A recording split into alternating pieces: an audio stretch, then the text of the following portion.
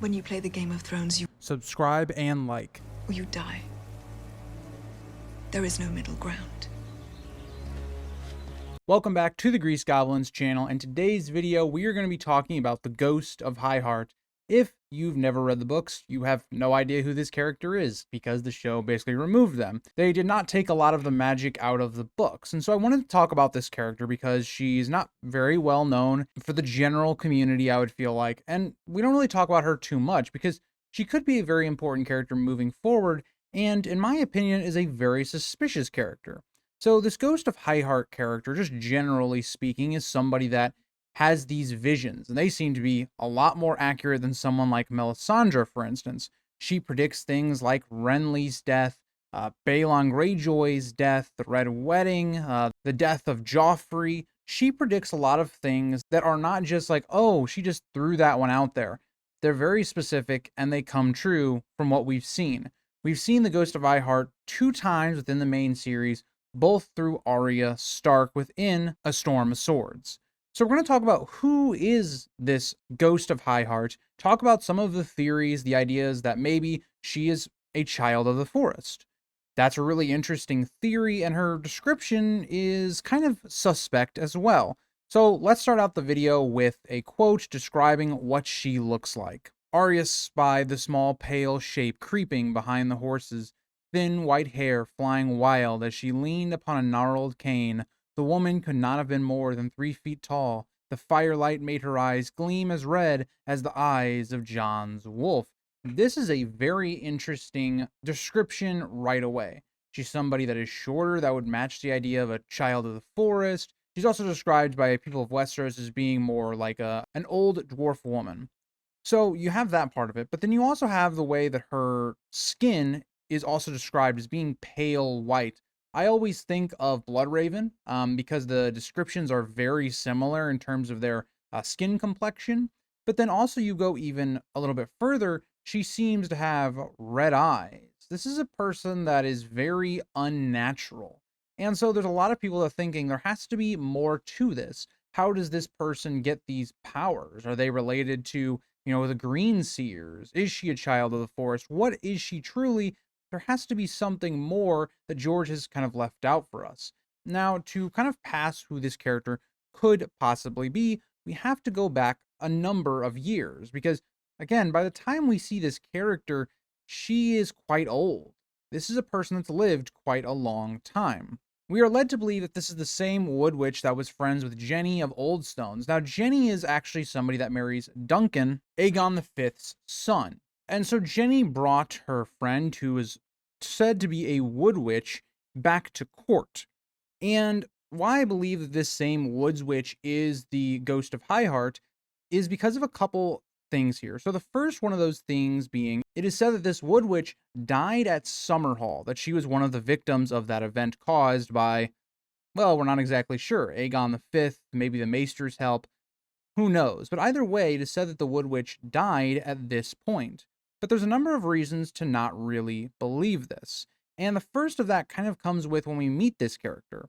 We get to see that this Ghost of High Heart always asks for a song, and it's always the same one, the song about Jenny of Oldstones. Now, why would she be asking that if it wasn't personal? And given the fact that we know this Wood Witch, who was probably discriminated against, treated pretty awfully, Jenny of Oldstones was her friend by all accounts. This song is very tragic. It's going to remind her of her friend.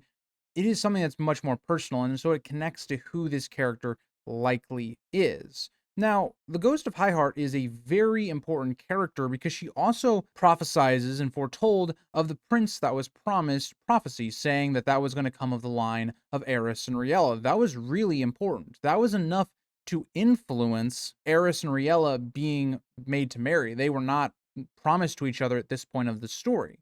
So everything kind of seems to link that this Wood Witch is the same person as the Ghost of High Heart.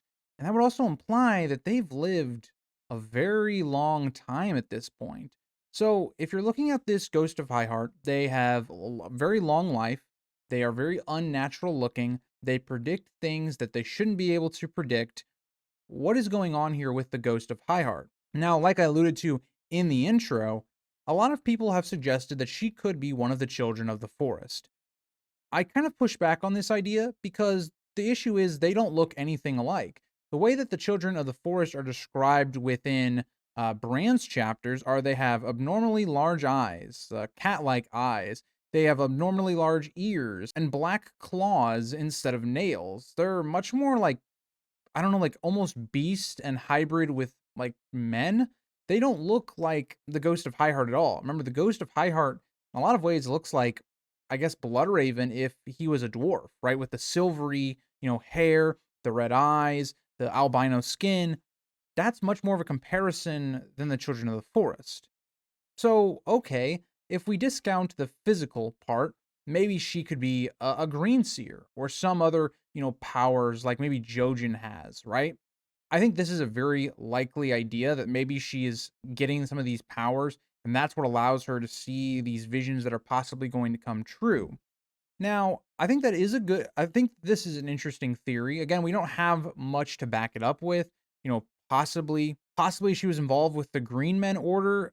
There's not a lot really to back up this, and that's kind of the hard part about the Ghost of Highheart is we can kind of figure out a decent amount about, where she came from and some of her history, but trying to figure out exactly how she got these powers is very much left up in the air.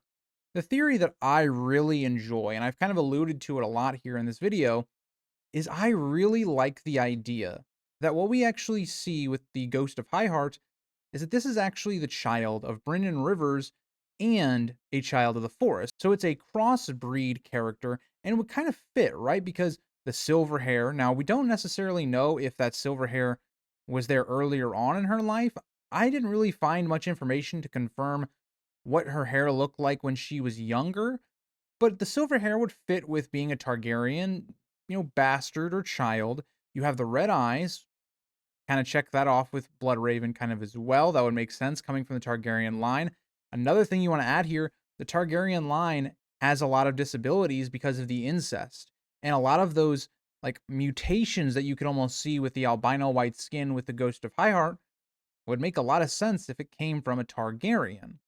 And so the other part of that would be then, okay, well, she has a lot of power. She's able to prophesize things so accurately. One, because her blood is mixed between the children of the forest and also Bloodraven himself, who is very tightly connected to the old gods.